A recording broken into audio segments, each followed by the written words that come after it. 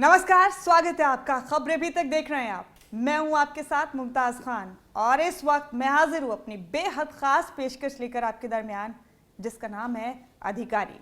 जैसे कि आप जानते ही हैं, अपने इस खास कार्यक्रम के जरिए हमारी कोशिश ये है कि वो तमाम अधिकारी जो अपनी करिश्माई शख्सियत से अपने अपने महकमों की जिम्मेदारी संभालते हैं, उनकी खुद की जिंदगी कैसी होती है, क्या उनकी जद्दोजहद, उनकी जिंदगी के चैलेंजेस आम लोगों से मुख्तलिफ होते हैं, क्या वो भी हम और आप जैसे ही आम लोग होते हैं। ये दिलचस्पी बड़े पैमाने पर नजर आई आम लोगों में और इसी मकसद के साथ फिर हम अपना ये खास कार्यक्रम लेकर आए आपके बीच, जिसका टाइटल है अधिकारी।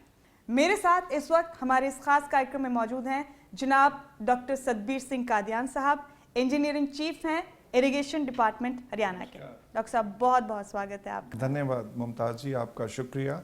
ऐसा बहुत कम होता है कि किसी महकमे को संभालने वाला अधिकारी जो सबसे ऊंचे ओहदे पर वहाँ फायज होता है, वो एक ही वक्त में अलग अलग अंदाज में अपने काम को संभालते हों।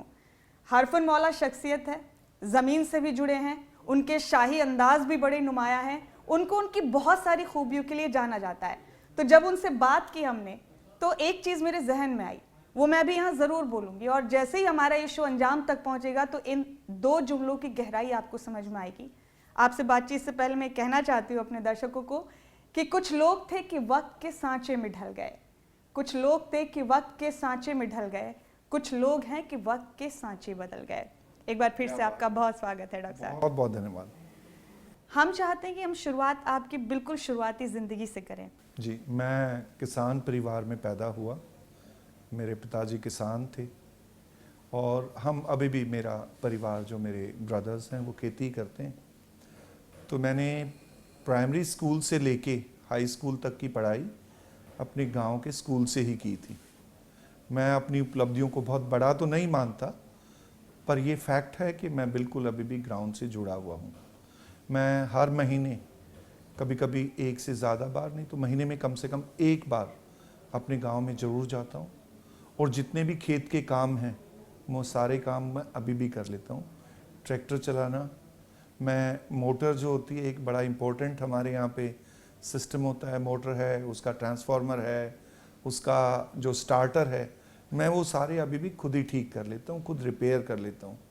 मैं ट्रैक्टर के इंजन को खुद ठीक कर लेता हूँ। तो जितने खेत के और घर के काम हैं, तमाम काम मैं खुद अपने हाथों से अभी भी करता हूँ। लेकिन यही डॉक्टर सतबीर कादियान अपने कार्यक्षेत्र में, अपने दफ्तर में जब अपनी जिम्मेदारियां संभाल रहे होते हैं, तो ये डॉक्टर सतबीर कादियान अपने शाही अंदाज के लिए भी जाने जाते हैं कि वो चीज़ों को सॉल्व करते हैं अपने एक ख़ास अंदाज में। वैसी बहुत कम अफसरान के पास होती है। ये चीज़ आपको बाकी अफसरों से मुख्तलिफ बनाती है, अलग बनाती है। अब सवाल मेरा ये है कि ये तालमेल कैसे करते हैं? ये तो अलग सी बात है। मैं बताता हूँ, ये बहुत सरल फार्मूला है। हम बचपन में पढ़ते थे कि एक तलिस्मा है गांधी जी का कि जब भी आपको अपने दुखों के बारे में, अपने कष्ट के बारे में कुछ एहसास हो तो आप आंखें बंद कर लेना और उस आदमी का चेहरा देखना जो बहुत दुखी है, तो आपको अपना दुख हल्का लगेगा। मेरे जितने भी फैसले होते हैं, छोटे या बड़े, उनमें ह्यूमैनिटी और ह्यूमन एंगल बिल्कुल मध्य में होता है। तो ऐसे फैसले जब लिए जाते हैं तो अक्सर वो फैसले ठीक होते हैं, क्योंकि वो आप आवाम के लिए लेते हैं, वो आप उस आदमी के लिए लेते हैं जिसको बहुत बड़ी आपसे उम्मीद है। मैं अपने ऑफिस में जब भी आता हूँ, जिस भी ऑफिस में मैं जहाँ पे भी गया, मैं पहली मीटिंग लेके ये कहता हूँ कि मैं आपसे वही बर्ताव उम्मीद करता हूँ जो मैं खुद के बारे में चाहूँगा। तो शाही अंदाज वाला मुझे लगता है कि सभी हिंदू संस्कृति में लोग कहते हैं कि 84 लाख योनियां हैं और उसमें मानव स्वरूप सबसे सुंदर है। तो मुझे लगता है कि हर आदमी अपने आप में शाही है और उसके शाही होने की पहली अनुभूति उसको खुद को होनी चाहिए, और जैसा वो खुद को ट्रीट करवाना चाहता है उसको दूसरों को ट्रीट करना चाहिए। और मैं उनको कहता हूँ कि ये जो टेबल के मैं इस तरफ हूँ और आप उस तरफ हैं, ये खुदा इसको अलग अलग भी कर सकता था, मैं उधर होता और आप इधर होते। तो मुझे लगता है कि जब आप ह्यूमन एंगल को बीच में रख के और ठीक नीयत से काम करना चाहते हो तो संभव है आपके फैसले बिल्कुल ठीक होंगे। हाँ, एक चीज़ के बारे में मैं सख्त, बिल्कुल बहुत ज़्यादा सख्त रहता हूँ कि जनरली ये होता है कि एक कागज़ आपने, कोई भी आया मेरे पास, एप्लीकेशन आई, तो मैं उसको मार्क कर दूंगा, वो फिर एक चैनल में चली जाएगी और वो एक प्रोसेस है। उसके बारे में मैं बहुत क्रिटिकल रहता हूँ। मैंने 2 चीज़ें उसके बारे में कर रखी। एक तो ये कि जिस आदमी ने वो कागज़ शुरू किया है उसको अंजाम तक ले जाने तक कि भले ही उसकी जिम्मेदारी ना हो लेकिन फॉलो अप करना उसकी जिम्मेदारी है। दूसरा, 48 आवर प्रिंसिपल मैंने अपने जिन 3 ऑफिसेज में मैं बैठता हूँ, मैं इरिगेशन में हूँ, मैं मिकाडा में हूँ, मैं वाटर रिसोर्सेज अथॉरिटी में हूँ। 48 आवर्स प्रिंसिपल ये है कि आपने जो कागज़ आपकी टेबल से गुजरा है, अगर वो 48 घंटे के बाद तक अगर उस पर कोई अंजाम नहीं हुआ है, कोई रिजल्ट नहीं आया है, तो आप उसको दोबारा देखिए, कुछ गलत है। यानी खुद फॉलो अप लेते हैं आप? खुद फॉलो अप, यस। मतलब मैं किसी को अगर कोई जिम्मेदारी का काम दूंगा तो मैं उनको कहूंगा कि मुझे ये करके बताएं, और अगर मैंने ये शब्द नहीं बोला है तो जाहिर है कि मैं अगले दिन उससे जरूर पूछूंगा कि काम हुआ कि नहीं हुआ। और हम सब एक नियमावली से बंधे हुए, ऐसा नहीं है कि मैं सबसे ऊपर हूँ, मेरे ऊपर अधिकारी हैं और सरकार है। ऐसे ही कुछ लोगों की जिम्मेदारी मुझे दी गई है। तो मैं जब अपने ऊपर वाले अधिकारियों को ये रिजल्ट देता हूँ कि मैं काम करके दिखाऊंगा, मैं नीचे वालों से अपेक्षा रखता हूँ कि वो काम करके दिखाएं। डॉक्टर साहब, आप जब इस कुर्सी पर होते हैं, जब अपनी जिम्मेदारियों के बारे में बात कर रहे होते हैं, चर्चाएं कर रहे होते हैं, और जब किसी फैसले पर पहुंचने का वक्त आता है, तो कई बार मुझे यकीन है कि ऐसी सूरत हाल भी सामने आती होगी कि चीज़ें मुश्किल हो जाती हैं, चीज़ें कॉम्प्लिकेटेड हो जाती हैं। उस वक्त में डॉक्टर सतबीर सिंह कादियान कैसे निकलते हैं बाहर? मैं उसकी इंटरेस्टिंग आपको एग्जाम्पल दूंगा, 2 एग्जाम्पल दूंगा। एक तो मैं बहुत ही इस एरा में स्पेशली ये दावे के साथ कह सकता हूँ कि कोई भी राजनीतिक या प्रशासनिक दबाव नहीं रहा है, तो इसलिए फैसले करने की जो एक एब्सोल्यूट फ्रीडम कि आप ठीक काम करेंगे तो सरकार साथ देगी, वो मैंने महसूस की है इस गवर्नमेंट के साथ। कोई सीएम साहब ने कभी भी ये नहीं कहा कि फलाने को फेवर करो, डिसफेवर करो। एब्सोल्यूट जो ठीक लगता है वो करिए, वो कहते भी हैं। तो पहला जो 50% काम है वो तो इसी से हो गया। दूसरे फैसले ठीक लेने के लिए आपकी खुद की नीयत बहुत बड़ी एक कड़ी है। अगर आप ठीक साफ नीयत से काम करते हैं तो आपका फैसला गलत नहीं होगा। स्टेट एक माँ की तरह होती है, हम सब लोग स्टेट की जिम्मेदारी को पूरा करते हैं, लोगों के अधिकारों की रक्षा करते हैं हम, जो स्टेट हमें अधिकार देती है। तो मैंने कहा कि कभी कभी ये जिम्मेदारी माँ पे आती है कि जो हमारी लिखित नियमावली है, जो कानून है, वो हो सकता है कि आपको न्यायिक प्रक्रिया पूरी कर दें लेकिन न्याय नहीं दें। तो माँ की जिम्मेदारी बनती है कि ऐसे मौके पे वो जो मजबूत बच्चा है उसके हिस्से का खाना उन सब बच्चों को दे दिया जाए जो कमजोर हैं। और दूसरा एग्जाम्पल आप देने वाले थे? पहला मैंने बताया था कि एक तो बिना दबाव के काम करने वाला, और दूसरा ये कि जो आपको ठीक लगे, जब आपकी नीयत ठीक हो तो आप ऐसे फैसले लोगे और वो ठीक रहेंगे। इस पे मुझे एक जो आप कह रहे हो ना कि फैसले कैसे लिए जाते हैं, और कई बार बड़ी दुविधा वाली स्थितियां होती हैं और बड़े मुश्किल भी होते हैं फैसले। सारे फैसले एकदम आसानी से लिए जाएं ऐसा नहीं होता। तो मुझे मुनीर नियाजी साहब का एक शेर आपको सुनाना है। वो लिखते हैं, कुछ ते, ये पंजाबी में है, कुछ ते उंज भी जिंदगी दियां राहां औखियां सन। कुछ ते जिंदगी दियां राहां औखियां सन, कुछ गले विच गमां दी टोक भी सी, कुछ शहर दे लोग भी जालम सन, कुछ सानू मरण दा शौक भी सी। तो मुमताज जी, ये तो शौक की बात है कि आप लोगों के साथ खड़े हो या अपने खुद के साथ खड़े हो। जब भी आप लोगों के साथ खड़े होगे जब भी आप उस आखिरी आदमी के साथ खड़े होगे जिससे आपको बहुत उम्मीदें हैं, आप बहुत मजबूत होंगे। डॉक्टर सतबीर कादियान, आपके बारे में बहुत लोग जानते हैं, बहुत लोगों को मालूम है कि आपने कई बड़े फैसले किए हैं इस महकमे में रहते हुए, लेकिन अभी हाल ही में एक वाटर कॉन्क्लेव किया गया था चंद माह पहले, अप्रैल में शायद, अगर मैं गलत नहीं हूँ तो, और उसकी बड़ी चर्चाएं हुई थी, बहुत सुर्खियों में वाटर कॉन्क्लेव रहा था। क्या उसका मकसद था? क्या आपको रिजल्ट मिला उसका? जो पानी का मसला है हरियाणा का, हरियाणा पानी के घाटे की कमी की एक स्टेट है और लगातार इस कमी से हम जूझते हैं।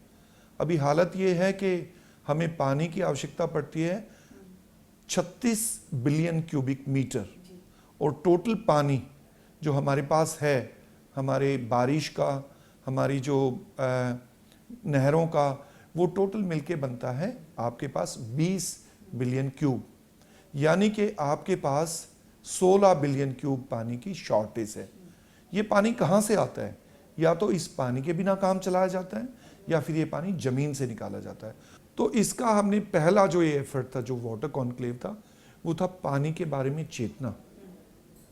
और ये माननीय मुख्यमंत्री का जितना फोकस मनोहर लाल जी का पानी पे है, वो मुझे नहीं लगता किसी और सब्जेक्ट पे उतना है जितना पानी पे है।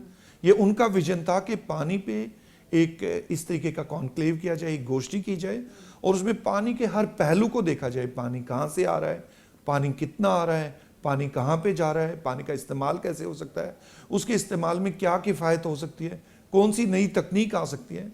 तो ये वाटर कॉन्क्लेव पहला एक संजीदा एफर्ट मैं कहूँगा हरियाणा बनने के बाद, जिसमें हमने पानी का, हर गांव के पानी का आकलन किया कि उसमें पानी टोटल ग्राउंड से, नहर से, बारिश से कितना उपलब्ध है और लोगों को ज़रूरत कितनी है, उनके खेतों में, उनके जो पॉन्ड्स हैं उसमें, उनके रोज़मर्रा के जीवन में पानी कितना चाहिए।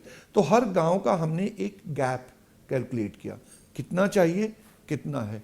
अब वो गैप जिन जगहों पे बहुत ज़्यादा है, वो चैलेंजेस हैं हमारे।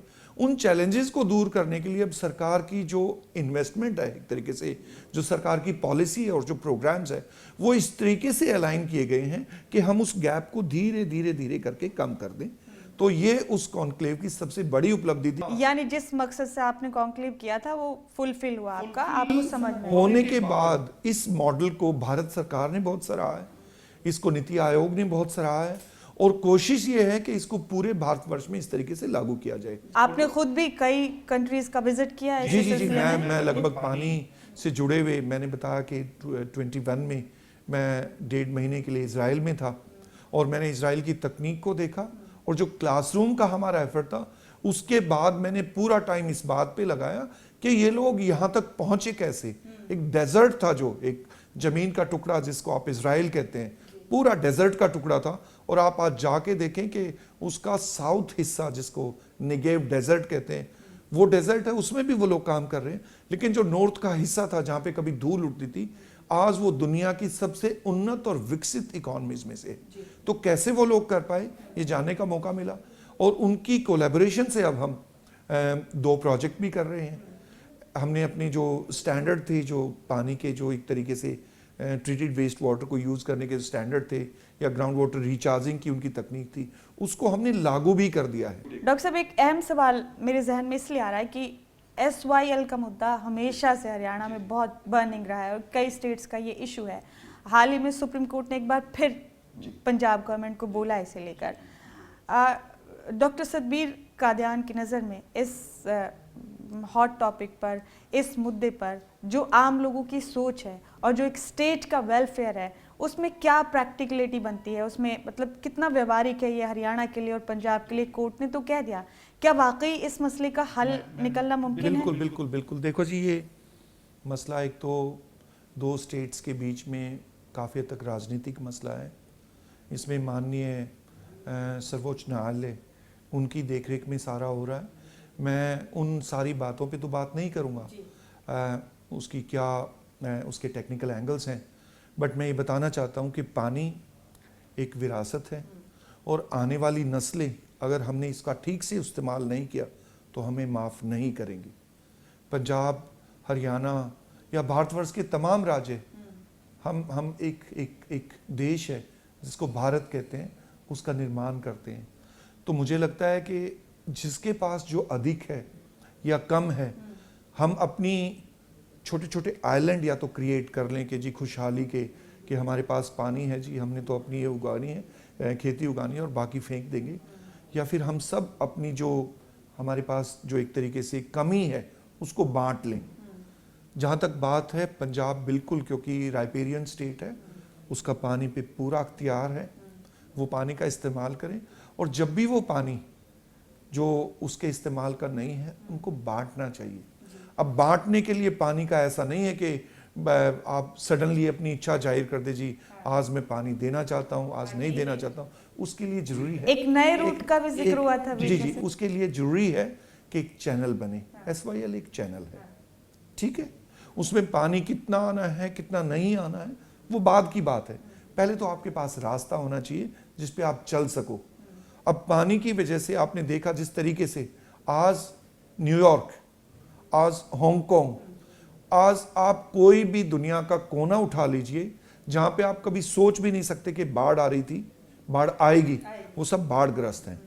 जिस तरीके का मौसमी बदलाव है ये इफेक्ट करेगा बहुत जबरदस्त तरीके से। अगर हम इस पानी को एक जगह से दूसरी जगह डाइवर्ट करने के चैनल्स क्रिएट कर लें तो मुझे लगता है कि एक तो सदुपयोग होगा उस पानी का, दूसरा लोगों को बहुत बड़ी राहत का काम करेगा। तो कैनाल बनना इसका ये मतलब बिल्कुल नहीं है कि हमारा पानी चला गया। कैनाल बनना एक रास्ता है, पहली बात।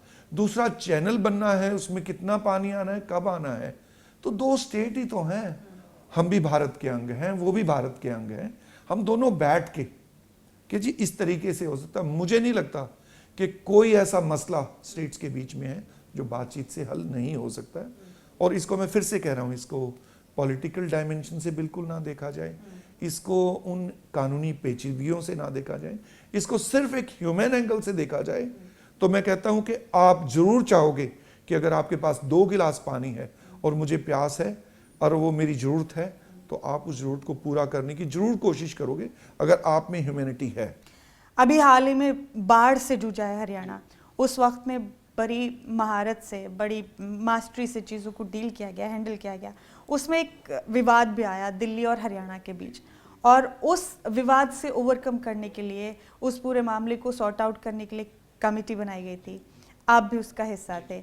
उस चैलेंज से कैसे निपटे? जी, उसमें दिल्ली का मैं बताता हूँ कि दिल्ली में बहुत ज़्यादा अनचेक ग्रोथ पिछले सालों में हुई है। मुझे लगता है कि अगर आप पॉपुलेशन की सही तरीके से अगर देखेंगे तो दिल्ली में सबसे भयावह तरीके से, एक तरीके से लोगों की जो आबादी है बढ़ रही है। जो यमुना के फ्लड प्लेन्स थे वो एनक्रोच हो गए हैं। दिल्ली जहाँ पे यमुना एंटर करती है वो जगह है वजीराबाद बैराज। वो वजीराबाद एक तरीके से उसको दिल्ली देख रेख करता है, सारा उसका प्रबंधन, उसका मेंटेनेंस, ऑपरेशन सारा वो करता है। उसके नीचे एक पावर प्लांट होता था जिसमें पानी ले जाने के लिए एक स्ट्रक्चर बनाया गया, जिसको आप कहते हैं एक तरीके से एक ब्रिज है, जो जिस ब्रिज की हम बात कर रहे हैं उसमें गेट्स लगाए गए थे ताकि इसको पानी दिया जा सके। और आगे है ओखला बराज। मैं वजीराबाद भी गया, इस पुल पे भी गया और ओखला भी गया। जो पानी की मात्रा वजीराबाद में थी वही पानी की मात्रा थोड़ा सा बदलने के बाद प्लस जो पानी एक्स्ट्रा आया, नाले काफ़ी गिरते हैं इसके बीच में, वजीराबाद और ओखला के बीच में लगभग 28 छोटे बड़े नाले इसके अंदर आके गिरते हैं यमुना में। उन सारों का अगर अर्थमेटिक देखते हैं बिल्कुल ठीक बैठता है। अचानक यहाँ पे पानी की मात्रा दिखाई गई कि जी 7.5 लाख क्यूसेक के करीब चला गया, आगे 3 लाख आ रहा है, यहाँ पे 7 लाख हो गया। हुआ यूं कि इस पॉकेट में उसको बेड को इंक्रोच कर लिया गया, वहाँ पे एक पार्क बन गया। दूसरा, इसका जो मेंटेनेंस है, यमुना का जो मेंटेनेंस है, ये दिल्ली की रीच में, दिल्ली के पास है। ना तो उन्होंने कोई रेगुलर एक फ्लड की जो मीटिंग हम हर साल करते हैं, कोई फ्लड की मीटिंग नहीं है। कोई अगर इस तरीके का सब जगह जो डिज़ास्टर मैनेजमेंट प्लान एक सब जगह का बना हुआ है, ना उन्होंने इस तरीके का कोई प्रोटोकॉल फॉलो किया। तो बेसिकली मैं कहूँगा कि दिल्ली सरकार की एक तरीके से ना काम करने की जो वजह से जो ये अंजाम हुआ कि पानी हेडअप हो गया और वो बैक फ्लो करके कुछ एरियाज़ के अंदर फ्लड हुआ। आप मान के चलें कि दिल्ली के लोगों को जो तकलीफ हुई होगी वो भी हमारे ही भाई बहन हैं, वही तकलीफ हम महसूस कर रहे हैं कि हमारे लोगों को भी हुई होगी। पर उसमें हरियाणा का कभी ये इंटेंशन नहीं रहा कि हम कोई ब्लेम गेम करें या पासिंग द बक करें। वो भी सरकारी अधिकारी हैं, वो भी उन्हीं लोगों को सर्व करते हैं, हम भी उन्हीं को करते हैं। तो मुझे लगता है कि उनको थोड़ा सा संजीदा और थोड़ा सा संवेदनशील होना चाहिए था, इस त्रासदी से बचा जा सकता। डॉक्टर साहब, आपने डार्क जोन्स का जिक्र किया था, ये भी आपने बताया कि जब पानी इतने नीचे लेवल पे चला जाता है तो बहुत सारे ऐसे मर्ज भी होते हैं जिनसे लोग गिर जाते हैं, बीमारियां हो जाती हैं। बिल्कुल। इसके बारे में जरूर बताना चाहेंगे डॉक्टर साहब हम अपने दर्शकों को। हाँ, हमने क्या किया कि जो हरियाणा ने बहुत नायाब काम किया, और ये मेरे कहने से कुछ नहीं होता, जो एजेंसीज हमें अब देख रही हैं, वर्ल्ड बैंक के लोग अभी विजिट करके गए हैं 2 दिन पहले, हुआ ये कि ग्रीन रेवोल्यूशन के बाद हरियाणा पे और पंजाब पे बहुत बड़ा दबाव आया कि ये लोग ज़्यादा से ज़्यादा अनाज पैदा करें। तो किसानी ने पूरा जोर लगाया, हम अनाज के अंदर सेल्फ सफिशिएंट हो गए। लेकिन उसका एक नुकसान हुआ कि वो हुआ ग्राउंड वाटर एक्सट्रैक्शन की कॉस्ट पे। हमने फसलें उगाई, धान उगाया, हमने गन्ना उगाया, गेहूं उगाया, पानी की बहुत आवश्यकता होती है इनमें। और जब पानी को निकालते जाते हो आप, बहुत स्पीड से निकालते जाते हो, तो जो ऊपर के सॉल्ट होते हैं पानी के, वो लीच करके, वो पिघल के नीचे के पानी में चले जाते हैं, जिसको आप पीते भी हैं। उन सॉल्ट से के जो पानी को अगर पीते हैं तो उससे अनेकों अनेक रोग होते हैं। उसमें फ्लोराइड्स की मात्रा बढ़ जाती है, उसमें नाइट्राइड्स बढ़ जाते हैं, जिससे हमारे दांत खराब हो जाते हैं, लीवर की प्रॉब्लम हो जाती है, और कई जगह इवन कैंसर का भी कारण वो पानी का एकदम जमीन में गिरना और ऊपर वाले सॉल्ट्स का नीचे चले जाना है। तो अब कोशिशें ज़बरदस्त तरीके पे हैं कि हम उस पानी के जो स्पीड है, जिस स्पीड से वो पानी नीचे जा रहा है, उसको धीमा किया जाए। इसके लिए 14 जिलों के अंदर भारत सरकार की एक योजना है, अटल भूजल योजना। हरियाणा उसमें पहले स्थान पे है पूरे भारतवर्ष में, जिसमें हम हर एक गांव के लिए एक वाटर सिक्योरिटी प्लान बना रहे हैं। और उस जो भूजल के गिरने का जो स्तर था, उसको हमने 5 साल में 50% तक रोकना है। और मैं बड़ी खुशी के साथ आज बताना चाहूँगा कि हमने अभी 68 गाँव के अंदर जो हमारी रिपोर्ट आई है, वो आई है या तो वहाँ भूजल का स्तर गिरना रुक गया है या उसमें पॉजिटिव वृद्धि हुई है। तो इतनी चीज़ों को डील करने वाले, इतनी चीज़ों को संभालने वाले ऑफिसर डॉक्टर सतबीर कादियान जो अभी हमारे सामने हैं, जब खुद किसी उलझन में होते हैं, जब खुद किसी स्ट्रेस में होते हैं, किसी परेशानी में होते हैं, क्योंकि जाहिर है हम और आप सब इंसान हैं, तो वो उस स्ट्रेस से बाहर निकलने के लिए क्या करते हैं? लोगों को बड़ी दिलचस्पी है जानने में। हम सब एक बैगेज लेके चलते हैं, किसी का थोड़ा छोटा है, किसी का बड़ा है। और जब ऐसे मौके आते हैं, पहली बात तो मैं ये बताऊं कि मैं काफ़ी खुश रहने वाला आदमी हूं। मैं कोशिश करता हूं कि अपने आप को दुनिया की चीज़ों में, मैं गार्डनिंग करता हूं, साइकिलिंग करता हूं, तो इन चीज़ों में किसी तरह ढल जाऊं, म्यूज़िक सुनता हूं। और वैसे भी आपने बताया शुरुआत में कि ज़मीन से जुड़े आप आज भी जाकर गांव में अपनी वही सब चीज़ें करते हैं। बिल्कुल, मैं उन सब अपने दोस्तों से भी मिलता हूं। ये सही बात है कि जो ज़मीन के नहीं होते वो कहीं के नहीं होते, आसमां पे तो किसी के ठिकाने नहीं होते। डॉक्टर साहब, बहुत बहुत शुक्रिया इस खास बातचीत के लिए। आपको जान के समझ के ये भी एक बात ज़रूर समझ में आई, हमारे यंग जनरेशन के लिए, नौजवान पीढ़ी के लिए एक प्रेरणा भी लेकर हम इस शो के ज़रिए जाएंगे दर्शकों के बीच में।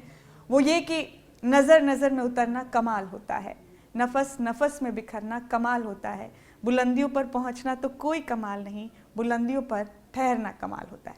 इसी के साथ हमारे आज के इस खास कार्यक्रम में फिलहाल इतना ही। बहुत बहुत मुझे धन्यवाद। दीजिए इजाज़त।